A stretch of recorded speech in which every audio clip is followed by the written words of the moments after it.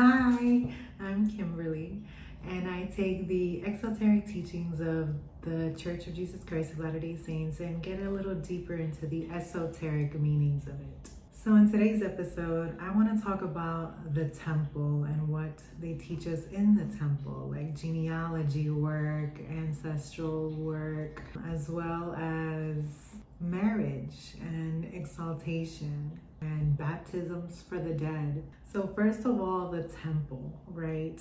It's like in these scriptures, they talk about the temple as an external source where we can connect, have a deeper connection with God.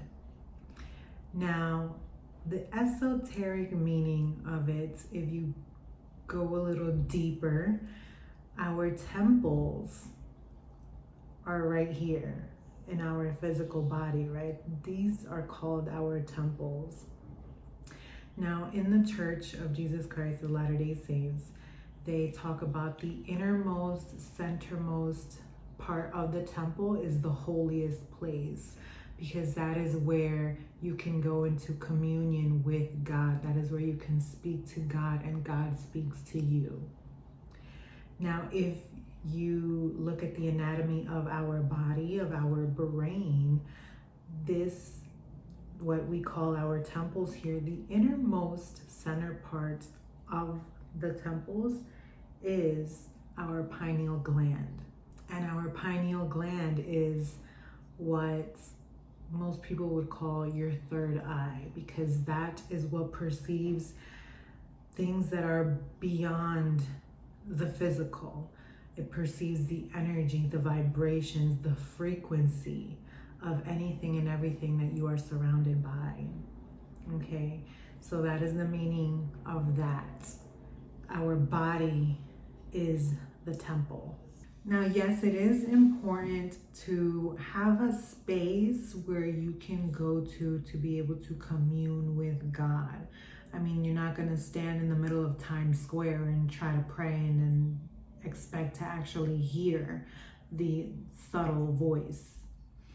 So while I understand the idea of having a church or a temple to go to worship, it's not the actual place that makes it special. It's the people that gather and the faith in the place that fills the place with that high, loving vibration, that godly energy, which is why you feel the spirit in these places. It's not the actual place though. It is you with your faith in it that makes it special.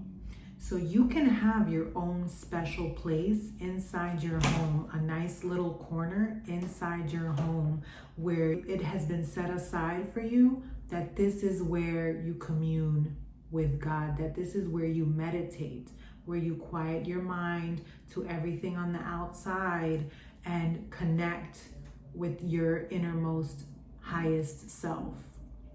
Okay, that's why before if you watched my other video, my past video about being the actual church, as in the actual humans, as in you and I are the actual church, not the building.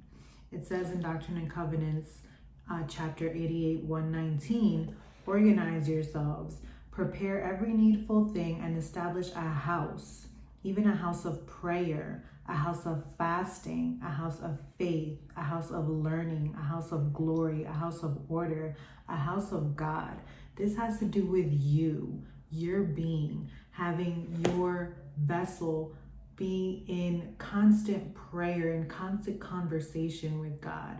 Fasting, why? Because when your body is not focused on anything external, and this includes even the digestion of your food, you are able to tune in to that inner voice. In Doctrine and Covenants, chapter 97, verse 15 through 17, it says, "And inasmuch as my people build a house unto me in the name of the Lord, and do not suffer any unclean thing to come into it, that it may not be defiled. My glory shall rest upon it. Yea, and my presence shall be there, for I will come into it. And all the pure in heart that shall come into it shall see God. But if it be defiled, I will not come into it, and my glory shall not be there, for I will not come into the unholy temples. And it's funny because I had this bookmark and it's yellow. And yellow is the color of our Manipura chakra, which is the solar plexus chakra, which has to do with our digestion, what we eat. Okay, so our temple, if it is defiled, as in if there are things that are lowering your vibration, you won't be able to connect to that high frequency. Okay, there are certain foods, there are certain chemicals that are in foods nowadays that calcify your pineal gland. And therefore, if it is calcified, you are not able to connect to these higher frequencies because you are so into the lower density frequencies. So you are the temple where God comes in and resides, okay? It is you. You taking care of your temple, both inside and out, allows you to be that clear channel, that clear vessel for you to receive higher wisdom, for you to receive higher knowledge, and even tap into what is the best path for you to take. You are able to tap into higher knowledge and ask questions as to, should I take a right or should I take a left? And your intuition, that is God speaking to you, will tell you, you know what, take a right, because maybe if this left, there is an accident and you will be late going to wherever you need to go.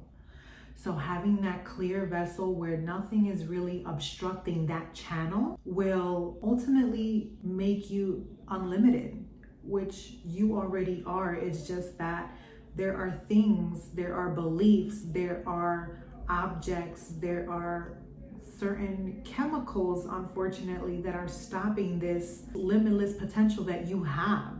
You just need to tap into it. And like I said, having a spot where you can sit and meditate and connect, and you can make it your own. You see how these buildings that they make, if you've ever been inside of the temple, it is beautiful on the inside, it's beautiful on the outside. The architecture of it, the foliage that they have on the outside, it's absolutely beautiful. So how is it that you invest so much, people pay tithings to build these beautiful temples, but yet are so hesitant to invest in your own temple, in your body, in the actual temple that holds that God frequency, where God actually speaks to you?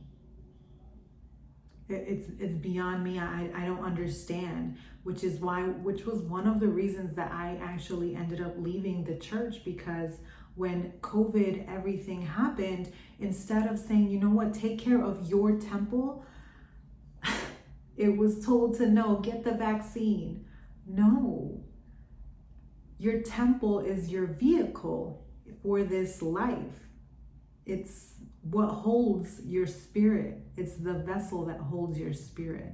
If you don't take care of it, if you don't nourish it properly, if you don't clean it properly, all of the dirt, all of the piled up shit won't allow the spirit to shine through, to come through. You won't be able to hear that subtle voice. You will confuse it. Why? Because nowadays these foods that cause anxiety, that cause ADHD, ADD, bipolar disorder, depression, all of these mental diseases, unfortunately, are caused by the foods that are entered into our temple. And all of this mental chatter, you're not able to hear the true voice that is your higher self. You, my love, It is you. It has always been you, not anything outside of you. And when it comes to genealogy work, where the church encourages the members to work on their genealogy, right, of their ancestors, where they come from. But other than doing baptismal work, they do nothing else beyond that. Now, they talk about baptisms for the dead as well, which is why they do the genealogy work. But if you go a little deeper, you are not baptizing those that have died, because those that have died, that have passed on, they have passed on to a higher frequency. So once we pass on from this life, it's not that we need saving while we're in the spirit realm, as they say, because if there is something that we want to experience, we will reincarnate back into this life to experience it. So if you look at it from a different perspective, right, this genealogy work, this ancestral work, instead of just looking at who it was that was your grandmother, great-grandmother, great-great-grandfather, looking at their lives, at the things that they went through, okay? In the scriptures, it talks about people having, I guess, what they would call a bishop to write down their faiths, their actions, what they owned, what they went through, so it can be passed down to their lineages. Why? So that way they can see what traumas, what generational curses were passed on, what beliefs they had, what faiths they had, what did they believe in. So when future generations later on the road wanted to do something and see why it was that they couldn't, what it was that was stopping them, maybe it's because it's a generational trauma or it's a generational curse that has been passed down. It's been a belief that has been passed down through the lineage. And so being able to see this from a bird's eye point of view, you can say, is by saying, okay, these aren't my beliefs that I believe.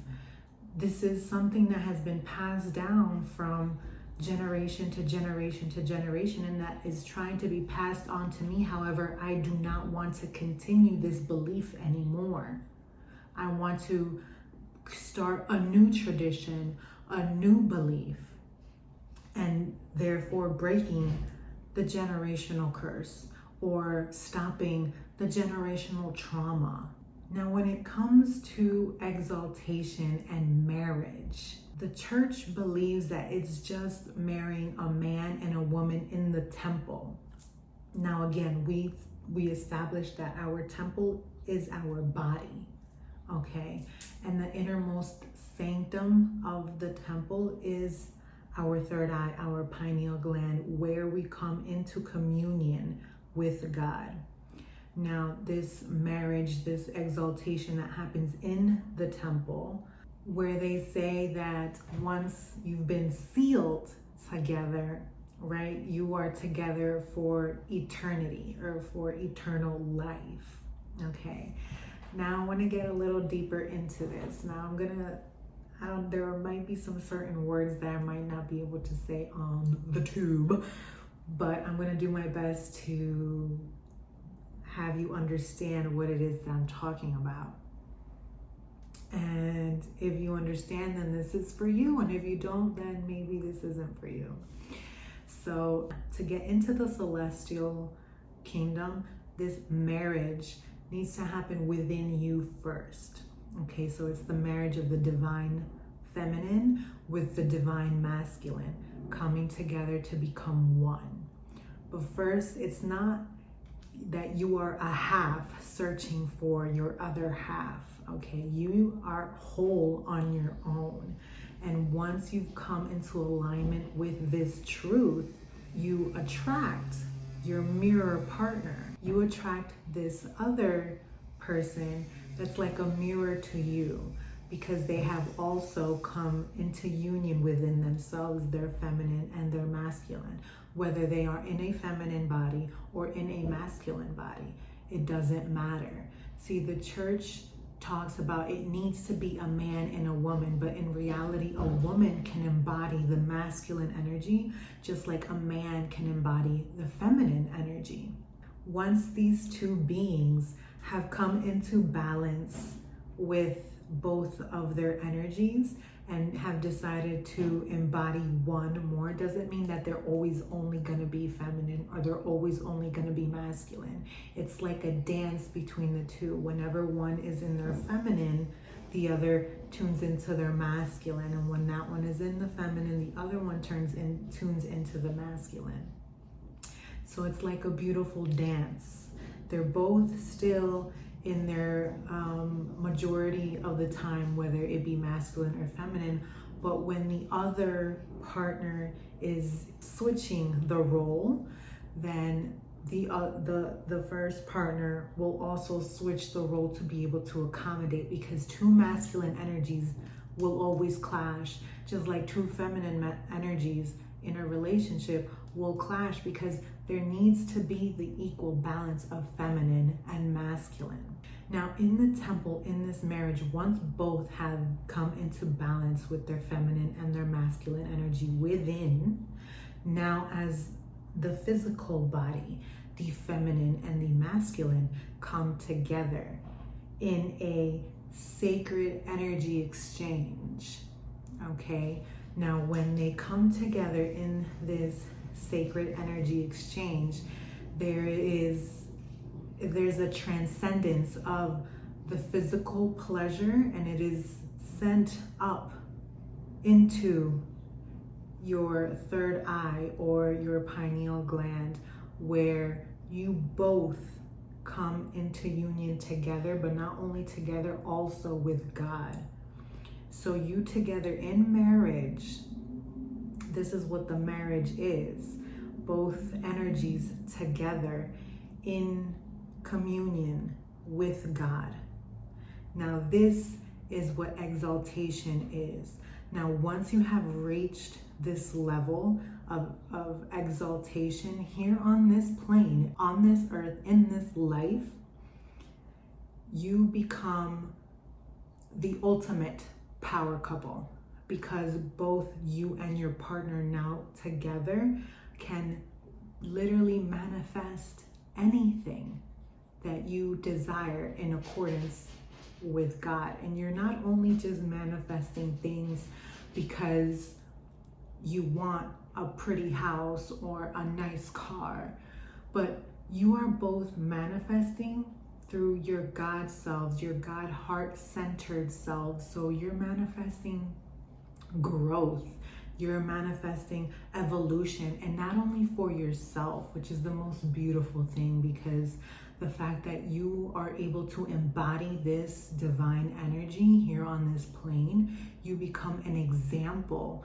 for others to follow, to search within, to also connect with themselves with this divine energy. Not only for themselves, but the fact that they do it for themselves, they also attract their divine counterpart, in which they can also reach exaltation. So this is the divine plan, the embodiment of our godly selves, and not by ourselves, because God wants to experience that divine unconditional love for itself through each vessel that the Creator has created. So through me, through you, God wants to experience that unconditional love being received but also given, okay? And with these two divine counterparts giving each other that unconditional love together in union, is ultimate bliss. It's ultimate bliss. I had to say it again because I need you to understand that it's not just a marriage of a piece of paper that both of you sign in front of somebody that God has ordained. Okay?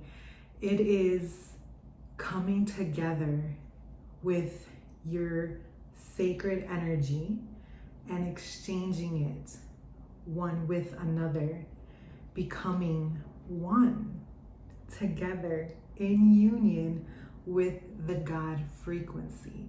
This is just an ultimate, it's a state of bliss where you transcend that physical pleasure. Because yes, God has given us a way to reach this bliss in such a beautiful way and such a pleasurable way, but it's beyond that pleasure. It is beyond the physical.